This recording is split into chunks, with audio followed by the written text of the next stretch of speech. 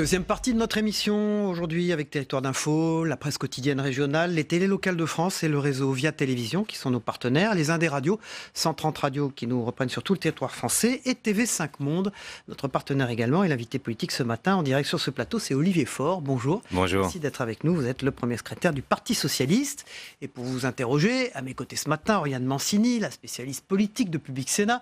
Bonjour Oriane. Bonjour Cyril, bonjour Olivier. Bonjour Denis Caro, directeur Bonjour des rédactions du groupe Nice Matin. Merci d'être présent ce matin sur ce plateau. Votre interview sera retranscrite sur les sites internet de la presse quotidienne régionale à partir de 10h ce matin, Olivier Faure. Voilà, ce matin, présentation du projet de loi de budget 2019 en Conseil des ministres. Au menu, baisse d'impôts, mesures d'économie. Est-ce que vous diriez que c'est un budget en même temps de droite et de gauche ?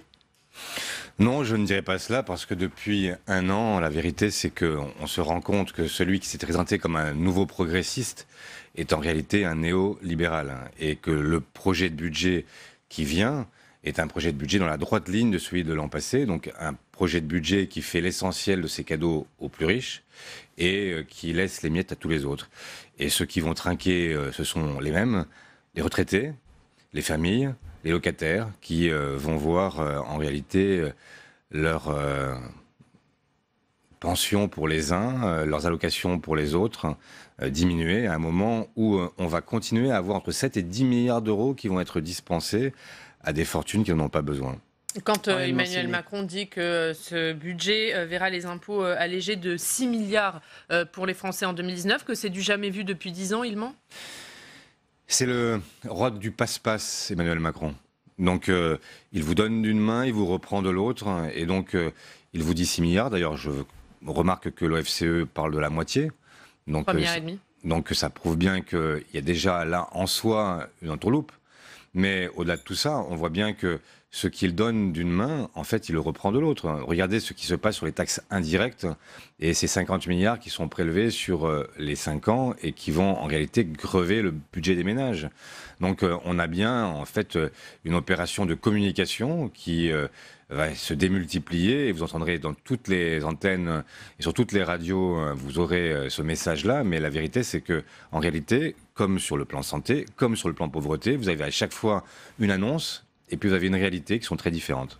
C'est-à-dire que le plan santé, le plan pauvreté, ce ne sont que des annonces. Pour vous, il y avait du concret pourtant dans ces plans. Est-ce que ce n'est pas là le début de l'inflexion sociale du président de la République ? Mais quand vous dites par exemple sur le plan santé, on va donner 400 millions d'euros par an au monde de l'hôpital, mais que vous avez demandé l'an passé un effort aux mêmes hôpitaux de 900 millions. Comment est-ce qu'on peut considérer que tout cela va être en réalité un apport quand vous savez ce que coûte un hôpital ? Le CHU de Nantes, ça va être 1,4 milliard, 400 millions par an. Comment peut-on, dans ces conditions-là, nous dire qu'on est en train de sauver l'hôpital public ? On en est très très loin. Denis Caro. La popularité d'Emmanuel Macron chute encore. C'est le retour à la dure réalité pour Jupiter. Oui, il a quitté l'Olympe pour le plancher des vaches. Et donc, on est dans une situation où effectivement, il finit par s'apercevoir qu'il y a une réalité dans ce pays qui ne se plie pas à sa volonté. Et je crois que c'est assez simple. Il y a l'an passé 2/3 environ de ces électeurs du premier tour qui sont des électeurs qui viennent de la gauche et qui donc espèrent en fait un néo-progressiste. Mais où est ce progressiste ? Il est, on vient de le dire, le président des riches. Sur le plan de l'exemplarité, il est le président d'un clan. Sur la question écologique, il n'est pas celui qui refera la planète Grete Gain, c'est ce que dit Nicolas Hulot. On voit bien que sur tous ces sujets-là, là où il aurait même dû, sur le plan démocratique, être celui qui fait participer davantage, il est devenu Jupiter. Donc, où est la promesse d'Emmanuel Macron ? Elle est évanouie, évaporée, dissipée. Et c'est la raison pour laquelle vous avez aujourd'hui tant de gens qui ont voulu lui faire confiance, qui ont voulu lui donner sa chance, qui se disent aujourd'hui « non, ce n'est pas possible ».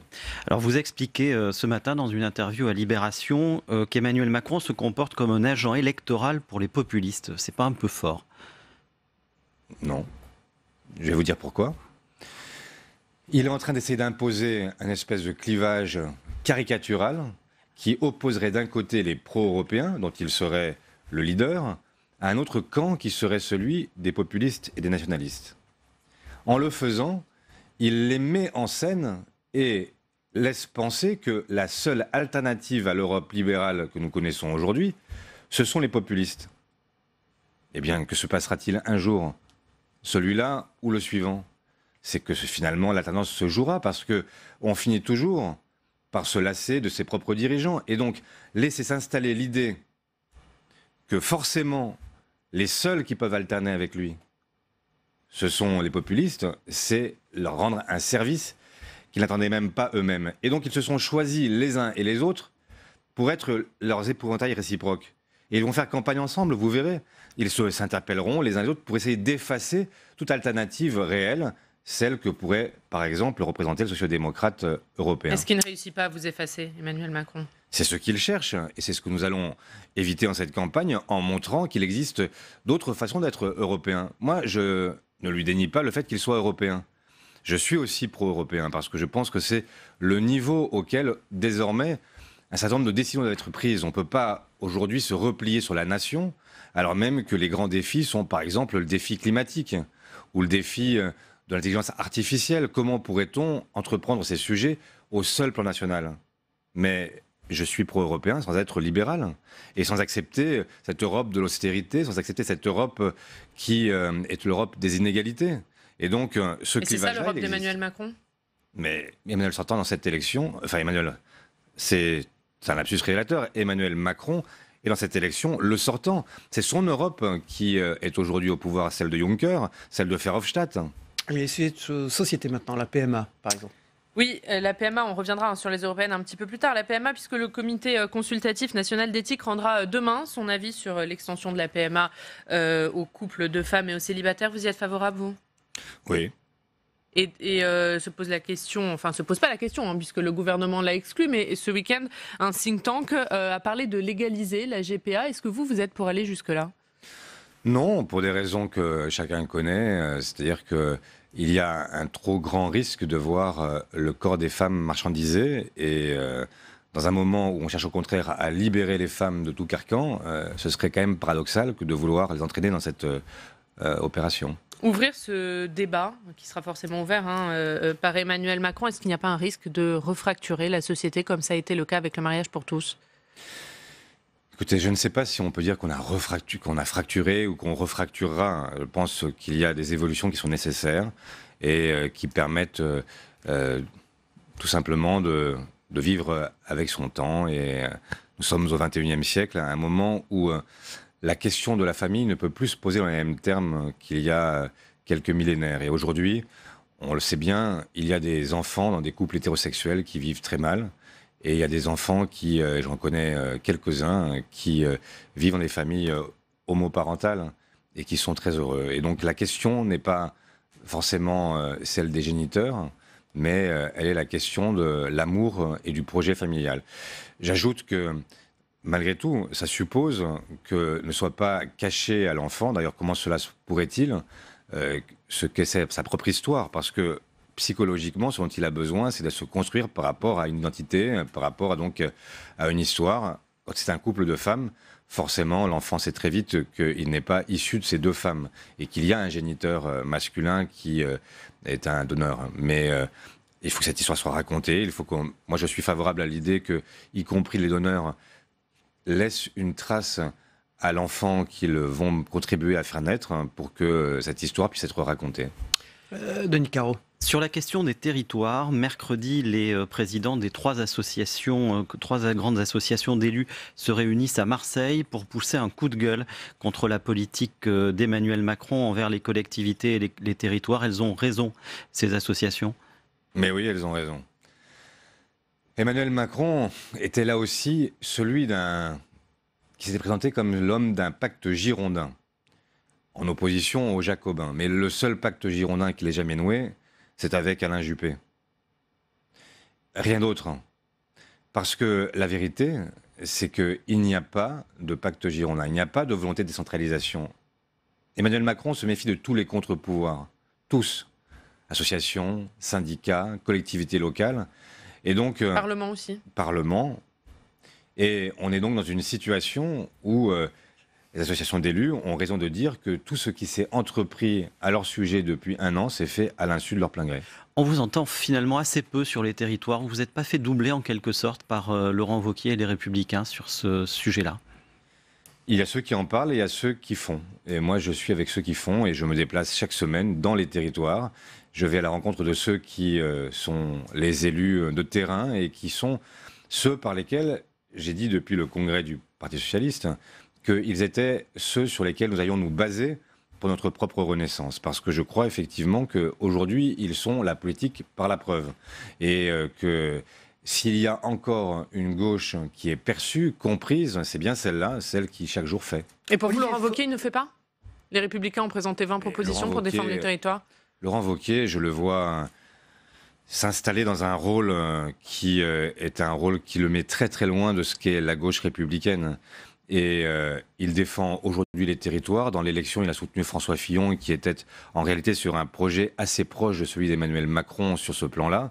Il était celui qui voulait couper les subventions aux collectivités locales, qui voulait supprimer leurs dotations, enfin une partie d'entre elles.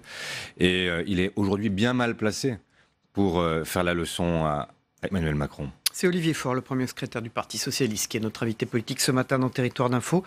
François Hollande monte en puissance, Olivier Faure. Encore une intervention à la fête de la Rose à Tulle, en Corrèze ce week-end. Est-ce que cela, au fond, ça vous dessert pas, vous? Alors d'abord le premier secrétaire du Parti socialiste et puis votre famille politique. Comment exister s'il continue? Je n'ai pas le sentiment que quand quelqu'un existe à côté de moi, ça m'empêche d'exister moi. La preuve, je suis devant vous et je vous parle avec liberté et je n'ai pas à aller rechercher l'imprimature de qui que ce soit. Vous êtes sans réserve derrière François Hollande? Mais personne n'est derrière François Hollande. En fait, François Hollande cherche aujourd'hui à réhabiliter un bilan qu'il n'a pas pu défendre dans l'élection présidentielle. Il a raison. Et je comprends très bien qu'il le fasse. Et c'est l'histoire de ses 5 ans, c'est l'histoire de sa vie, et donc il cherche à dire ce qu'il a fait. Quand il est aussi celui qui contribue à démasquer ce début de quinquennat d'Emmanuel Macron, il est utile non seulement à la gauche, mais aussi, je pense, à la France. Et donc, de ce point de vue, je ne souffre pas de concurrence. Mais vous dites que le Parti socialiste doit se réidentifier. Est-ce que François Hollande a fait perdre son ADN au Parti socialiste, ses marqueurs de gauche? Mais moi, je ne veux pas personnaliser. Je pense que nous avons, nous, collectivement, pendant ces 5 années, et peut-être même davantage, en réalité, perdu parfois de notre propre substance. Et que nous avons finalement défini davantage que nous étions par un espèce de nini. On dit aujourd'hui que nous sommes ni Mélenchon ni Macron. C'est exact, nous ne sommes pas les uns ou les autres, autrement nous serions chez les uns ou chez les autres. Mais est-ce que ça suffit à dire qui nous sommes? Non, évidemment. Et donc, il faut se réidentifier, et c'est la raison pour laquelle, la semaine passée, sur la question européenne, nous avons pris des décisions très fortes qui sont d'une certaine façon une rupture par rapport à ce qu'était le discours socialiste jusqu'à présent, parce que nous voulons effectivement retrouver en fait notre vocation historique, qui n'est pas simplement de gérer, d'être dans le réalisme, mais aussi d'être dans la transformation. Un dernier mot sur François Hollande. Vous nous confirmez qu'il a été contacté par des cadres du parti pour être tête de liste aux européennes? Je n'en sais strictement rien. Moi, je ne l'ai pas contacté pour l'interroger sur ce sujet, mais j'ai lu dans la presse qu'il y avait des amis à lui qui l'ont interrogé sur cette possibilité et qui leur a dit qu'il ça aurait été un bon choix? C'était un choix. Je n'ai pas pour l'instant à me prononcer. Je souhaite jusqu'au mois d'octobre rester tout à fait...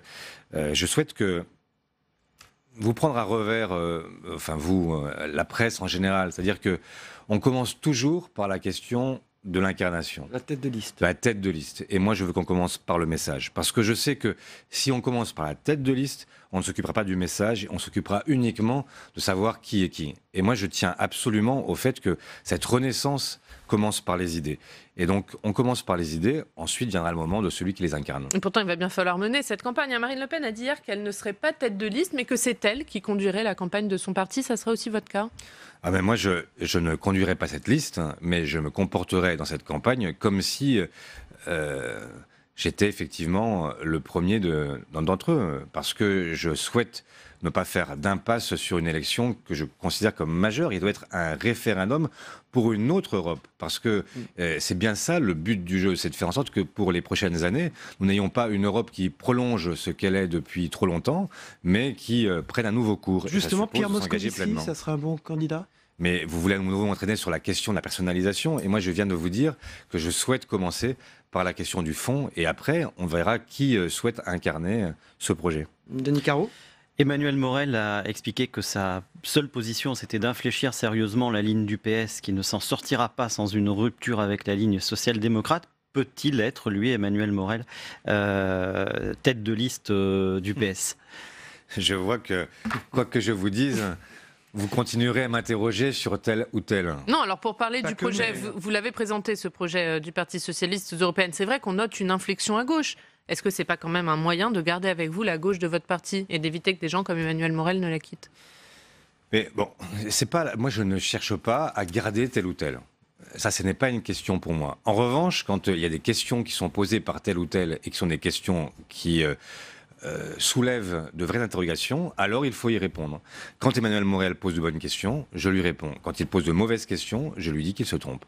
C'est aussi simple que ça. Et donc, sur un certain nombre de questions, par exemple sur la question de l'évolution des traités, il y avait des interrogations qu'il posait, qui étaient des interrogations salutaire.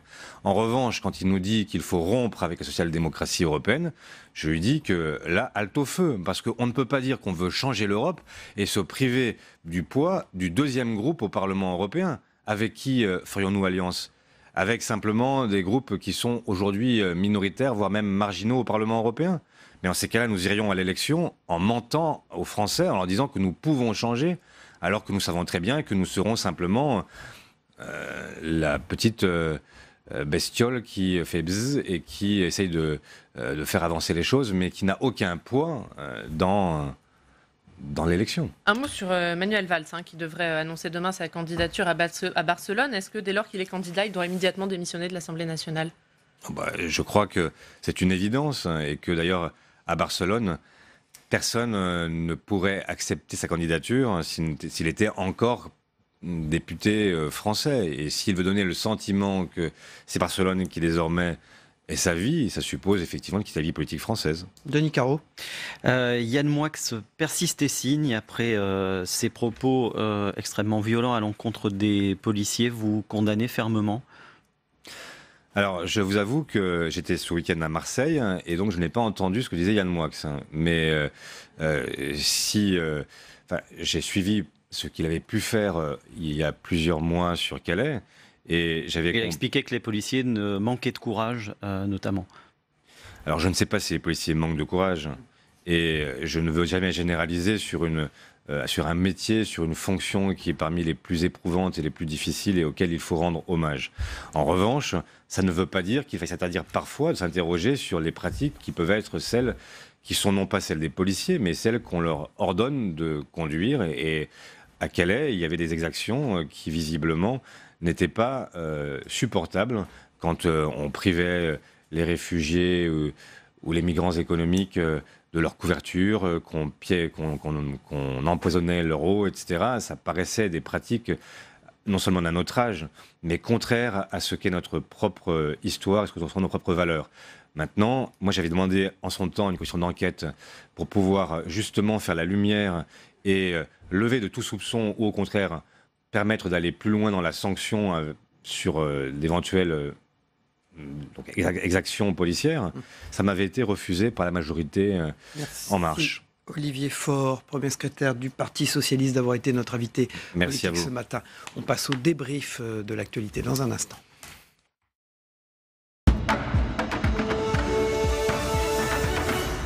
Débrief de l'actualité, alors qu'Olivier Faure, le premier secrétaire du Parti socialiste, quitte ce plateau. Vous le voyez derrière moi. Jean-Louis Picot, du supplément Écho du Parisien, qui revient dans cette deuxième partie, ainsi que Zoé Cadio, du groupe La Dépêche, l'Indépendant et le Midi Libre.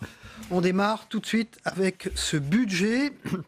Donc, Conseil des ministres ce matin, la présentation de ce budget.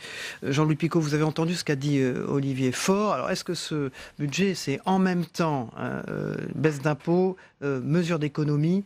Est-ce que c'est un budget de droite ? Est-ce que c'est un budget de gauche ? Je ne sais pas si de droite ou gauche, en tout cas, il baisse d'impôts, pas pour tout le monde, c'est ce qui revient beaucoup, mais c'est la poursuite, comme ça a été évoqué il y a quelques minutes, de ce qui avait été entamé au début du quinquennat d'Emmanuel Macron, c'est-à-dire favoriser plutôt le travail salarié Et puis l'activité. Et par contre, à côté de ça, entre guillemets, aller gratter ou taper du côté des retraités, notamment. Hein. C'est les deux grands axes qu'on peut sortir, avec une troisième voie qui est réduction des fonctionnaires aussi. Déficit public aussi. Voilà, déficit public.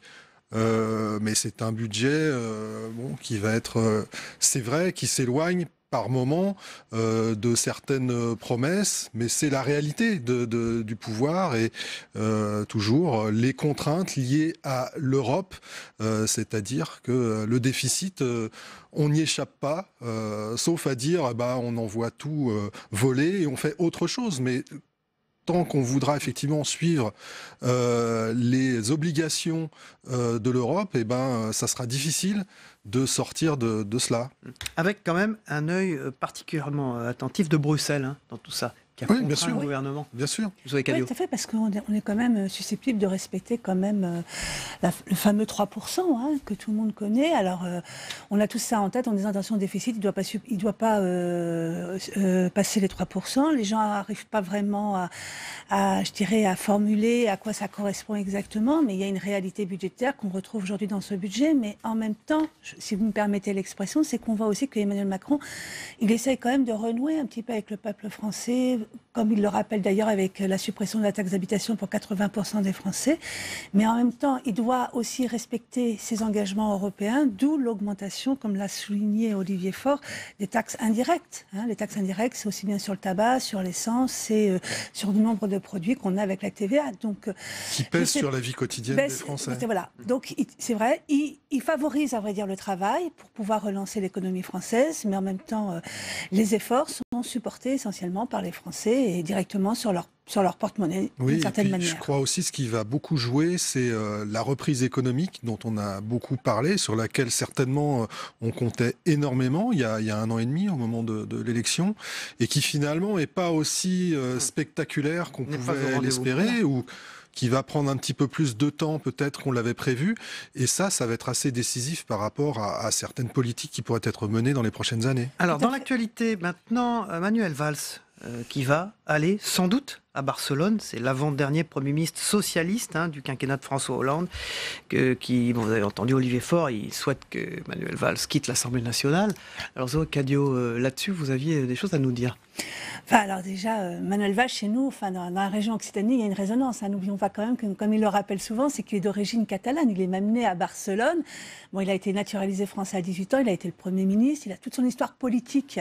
S'est inscrit dans la politique française. Et on voit aujourd'hui qu'il veut partir conquérir Barcelone. Alors, c'est vrai que ça fait débat. C'est vrai qu'au niveau de l'Assemblée nationale, on dit qu'il doit démissionner parce qu'il ne peut faire campagne avec les deniers de l'Assemblée nationale. Mais si on est vraiment objectif, ça ne serait pas le premier, que ce soit dans les campagnes nationales ou même pour les législatives. Nombre d'entre eux se sont appuyés sur leur mandat de député pour faire campagne. Cela dit, Manuel Valls à Barcelone, il a ses chances parce que il y a un récent sondage. Dans les sondages, le maire de Barcelone est encore assez haut là. Alors la maire de Barcelone est assez encore, je dirais, populaire, mais Manuel Valls est quand même crédité de 17%, avec notamment le parti centriste qui est Ciudadanos. Alors pour nous, ça ne résonne pas. Alors c'était un petit parti qui était peu connu, il y a encore peu, ça représentait 3-4% des intentions de vote. Aujourd'hui, c'est 17% avec Manuel Valls. Il y a une carte. Et puis, je pense aussi que si la candidature est très critiquée au niveau politicienne, je trouve qu'au niveau européen, ça envoie un sacré symbole. Ça a de la gueule ou pas? Un ancien Premier ministre français qui est candidat à la mairie de Barcelone. C'est totalement inédit, bien sûr. C'est quoi? C'est la préfiguration de ce que sera l'Europe un jour, Jean-Luc Picot? Je ne sais pas si on peut aller aussi vite en besogne, c'est assez paradoxal, c'est vrai. Bien sûr que, vu l'histoire personnelle de Manuel Valls, on ne peut pas dire que c'est totalement aberrant qu'il se retrouve à Barcelone demain. Pourquoi pas? Après, si on se place vis-à-vis des électeurs d'Evry Essonne, Île-de-France, qui ont voté pour lui. Il a été maire, il a été député, il est toujours député. Il était candidat à la présidence de la République française. Il a participé aux primaires de son parti. D'ailleurs, si vous regardez, je reviens au débat d'il y a quelques minutes, la discussion concernant le Parti socialiste, les différents participants à cette primaire, où sont-ils aujourd'hui? Manuel Valls, il va vraisemblablement aller à Barcelone, élu ou pas. Hamon, il a quitté le parti. Bref, voilà, donc difficile. Donc je reviens à Manuel Valls. C'est vrai qu'on peut mettre des symboliques là-dedans, mais c'est quand même assez surprenant, et il y a un côté, je dirais, dans le temps, ça va tellement vite entre quelqu'un qui était candidat, encore une fois, à la présidence de la République française, qui se retrouve demain candidat à la ville de Barcelone, vis-à-vis de l'opinion publique française, il y a de quoi quand même s'interroger un peu. Alors, un petit mot sur Emmanuel Macron qui dévisse, on l'a vu dans les sondages. Vous avez entendu Olivier Faure, ce qu'il a dit. Il a quitté l'Olympe pour le plancher des vaches. C'est une formule, bien sûr, mais il a d'un côté François Hollande, Olivier Faure, qui quand même pose des problèmes dans le sens où il intervient dans le débat sans arrêt. De l'autre côté, Olivier Faure, il cherche un positionnement vis-à-vis de La République En Marche, d'Emmanuel Macron. Comment il peut s'en sortir là? On sait que le Parti socialiste est crédité de très peu pour les européennes à ce stade, bien sûr. On est loin encore, mais très peu. Moi, je pense que le grand rendez-vous pour le Parti socialiste, c'est pas les européennes, c'est les municipales. C'est-à-dire l'année d'après. Bon, bien sûr qu'il y aura un débat idéologique au niveau des Européens, etc. Et Hollande peut les gêner ou pas? Je pense qu'Hollande, oui, les gêne à se régénérer. Vous pouvez pas avoir comme ça un ancien président de la République qui intervient de plus en plus souvent dans le débat politique, tout en disant non, mais je reste à l'extérieur, et puis vous reconstruire. Là aussi, ce président, il s'est pas représenté, il n'a pas pu défendre son bilan, c'était son choix. Il s'est mis dans une impasse quelque part seul, et finalement en situation de pas se représenter. Et aujourd'hui, il défend son bilan. Il a un an de retard. Dans ce cas-là, fallait se représenter. Donc c'est vrai que c'est assez étonnant. Quand on voit un petit peu la stratégie de François Hollande, on s'interroge un peu. Si on regarde de l'autre côté de l'échiquier politique, et ce qui s'est passé avec la droite et Nicolas Sarkozy, qui pendant des années a essayé de revenir, et quand on voit aujourd'hui l'état des Républicains, est-ce qu'il n'y a pas non plus un effet toxique, justement, d'identification et de fait de quelle personne va défendre les idées des uns et des autres? Merci Zoé Cadio, du groupe La Dépêche, l'Indépendant, le Midi Libre, et Jean-Louis Picot, du supplément Écho du Parisien, d'avoir débriefé l'actualité. Voilà, on va passer au Zap Monde en quelques minutes, ce que vous devez retenir de l'actualité du monde, ce qui s'est passé ces dernières heures avec TV5 Monde, à commencer par les élections présidentielles aux Maldives. On regarde ensemble, on se retrouve après.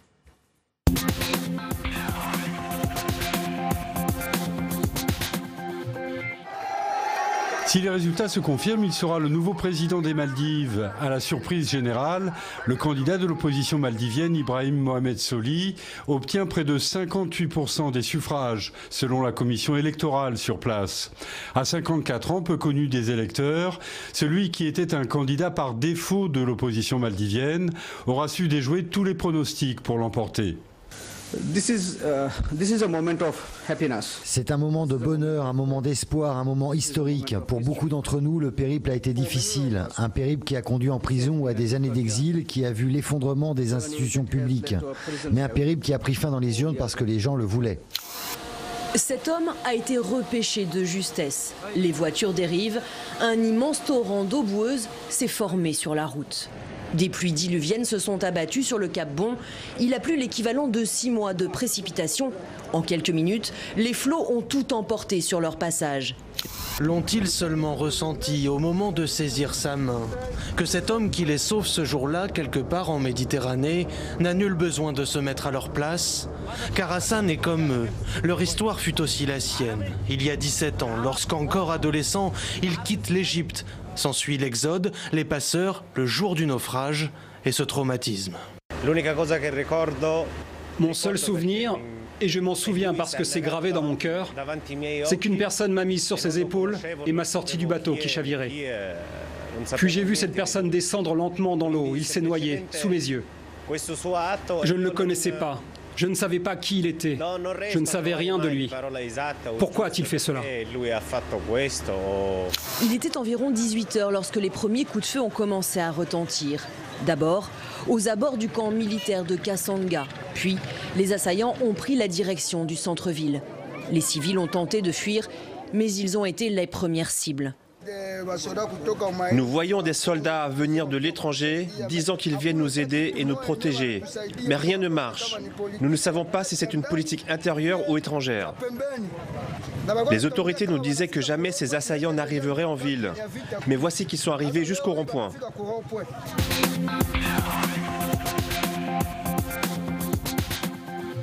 Voilà, dans un instant, la troisième partie de cette émission avec Saveria Rojek et l'actualité du Sénat. À tout de suite.